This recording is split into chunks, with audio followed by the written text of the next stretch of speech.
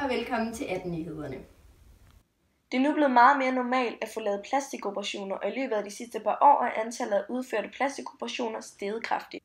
Her ses en graf af, hvad det offentlige har betalt til plastikkirurgi mellem 2010 og 2013, og antallet er stadig meget stigende. En af årsagerne er, at vi er blevet meget bevidste omkring vores udseende, og vi vil gerne præsentere os selv som smukke og ordentlige mennesker. For at få styr på dette, har jeg inviteret en ekspert ind, som har styr på netop det her område. Men inden vores ekspert hun kommer i studiet, så vil vi lige stille om til vores reporter, som er sammen med en pige ved navn Freja, som har fået lavet en forstørrende bryst. Jeg hedder Freja, og jeg er 20 år gammel. Hvad har du fået lavet af plastikoperationer? Jeg har fået lavet mine bryster, og det fik jeg gjort for 2 år siden. Okay. Og hvorfor valgte du det? Hvilken årsag? Det var fordi, at jeg har altid haft små bryster. Og det var egentlig, jeg har været træt af det, og så tænkte jeg, hvorfor ikke? Og så fik jeg det lavet. Og jeg har overhovedet ikke fortrudt. Du har ikke fortrudt det? Nej, overhovedet ikke. Inden du fik det, havde du så overvejet alle konsekvenserne? Ja, det havde jeg. Altså, der er jo en risiko for, at du får kapseldannelse. Og det var jeg sådan virkelig, det tror jeg gør ondt, og var meget sådan, eller du kommer også i fuld narkose, det var jeg sådan meget bange for første gang, når man kommer i fuld narkose og sådan noget. Okay. Og efter det, du har jo så haft gode erfaringer med det nu, tænker du så, at du godt kunne finde på at få andre skønhedsoperationer? Nej, det kunne jeg ikke. Okay. Altså, jeg synes, det kan godt tage overhånd, og jeg tror også, man sådan tænker, hvis at man får lavet mere, så kommer man til at ligne en linse. Eller altså, det er sådan. Okay. Så nej, det kunne jeg ikke.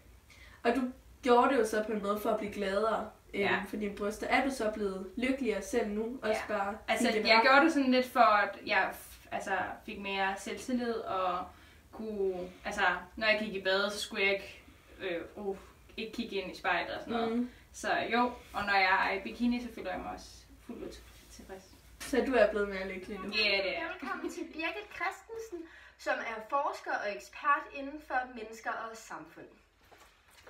Goddag og velkommen. Tak. Har du en simpel forklaring på, hvorfor der er så mange unge mennesker, og generelt bare danskere, som vælger at forandre deres krop ved hjælp af plastikkirurgi? Altså, der er selvfølgelig mange forskellige årsager. Det er også forskelligt fra person til person. Det er jo klart, at vi er jo rigtig forskellige på alle mulige måder. Men der er også det her med alle skønhedsidealerne, der er kommet. Der er selvfølgelig også nogle inden, men de er forandret rigtig, rigtig meget, siden plastikkirurgi først kom frem. Og så prøver vi bare hele tiden at sammenligne os med hinanden, og der er kommet de her skønhedsidealer med, at vi skal være så smukke, og det er dit eget ansvar at være smuk, så er det måske lidt nemt at få en skønhedsoperation. Ja, og det her med, at vi sammenligner os med hinanden, er det ikke en lidt sådan mærkelig ting? Fordi vi ved jo godt, at vi ikke kan blive lige så smukke som modellerne, vi ser i tv. Jo, det er rigtigt. Altså, det er en naturlig ting at sammenligne sig med andre. Ikke kun udseendsmæssigt, men også på andre måder. Men man skal også passe på med at sammenligne sig for meget med topmodeller. Det er nok for eksempel unge teenagepiger, de kan godt finde på at sidde ved de sociale medier, hvilket også påvirker samfundet rigtig meget ved skønhedsoperationer. Og så sidder de og kigger og tænker på de her topmodeller, de er så flotte, og de vil også gerne have den krop og sådan noget. Og faktum er bare, at vi er alle sammen forskellige, så vi skal også passe på at sammenligne os for meget i hinanden. Ja, og er det her med plastikkirurgi ikke blevet lidt en trend?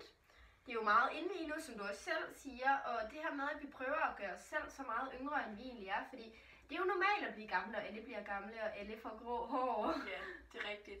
Altså, vi kan jo ikke være unge for evigt, og det kunne være dejligt, hvis vi kunne det. Ja, det gør det.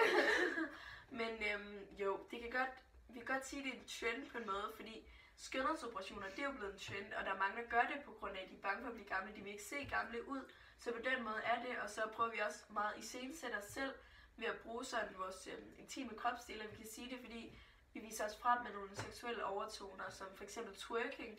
Der viser kvinder jo nogle gange deres numser frem, og så er der nok nogen, der tænker, at hvis de så skal vise deres bryster frem, og de gerne vil det, så kunne det jo være godt, hvis de lige havde nogle lidt større bryster.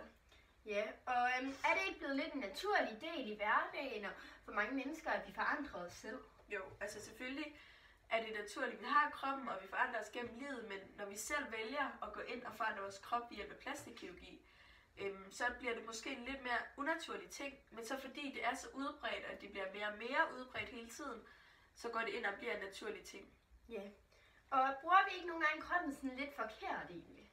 Jo, det kan vi godt sige. Altså for eksempel er der nok nogle unge piger, der gerne vil have større bryster, de tænker nok ikke så meget over. Det er jo ikke fordi, det er flotte, at vi har fået dem. Det er jo fordi også, hvis man vil have børn, så kan man amme og ligesom give det videre og give nogle antistoffer videre. Og selvfølgelig er det dejligt, hvis man har en flot krop, men man skal også passe på med ikke at bruge den sådan alt for forkert, hvis man kan sige. Og alt det her med, at vi viser den meget frem med seksuelle overtoner, det viser også lidt, at måske behøver vi ikke at bruge vores krop helt så meget ved at vise den frem. Tak fordi du kom. Selv tak. Og så vil jeg igen gerne stille om til min reporter, som står med en pige, som har fået en lidt anden form for plastikkirurgi. Og Karoline, hvor gammel var du første gang, du fik udført de her operationer? Jeg var 2 år gammel, og jeg har fået 2 operationer i læben og lidt over 30 operationer i ansigtet. Og hvad gjorde det her i ansigtet? Det er en slags laseroperation, hvor man skyder laser ind på huden. Og så har de også lavet operationer, hvor man går ind og skyder ned i huden, så man heler arrene indenfra. Okay, og det var fordi, hvorfor fik du det? Det er fordi, jeg er født med et hemangiom i ansigtet her over næsen, og så har det dannet sig nogle arvæv. Okay, så det fik du fjernet. Hvordan har det påvirket dig siden de her operationer? Jamen, jeg har været rigtig glad for, at jeg har fået dem lavet, og jeg startede jo allerede, da jeg var 2 år, så det har jo betydet, at det har været rigtig fint her, mens jeg har været ældre og begyndt i gymnasiet og sådan nogle ting, så jeg har været rigtig glad for, at jeg har fået det gjort. Okay, var der slet ikke nogen sådan bivirkninger på det? Nej, ikke rigtig andet end det selvfølgelig gør ondt og sådan nogle ting, hvor man skal tage medicin og smertestillende, og man skal være hjemme fra skole, men det er også det. Okay, og efter det, kunne du så tænke dig at få en anden form for plastikoperation eller skønhedsoperation? Nej, altså det er ikke lige planen, bortset fra at jeg skal blive ved med at få de operationer, jeg har fået indtil nu. Så det skal jeg fortsætte med, indtil de vurderer, at det ikke kan hjælpe mere. Okay, tak skal du have. Det var så lidt. Og det var alt for den her gang i 18 nyhederne. På gensyn.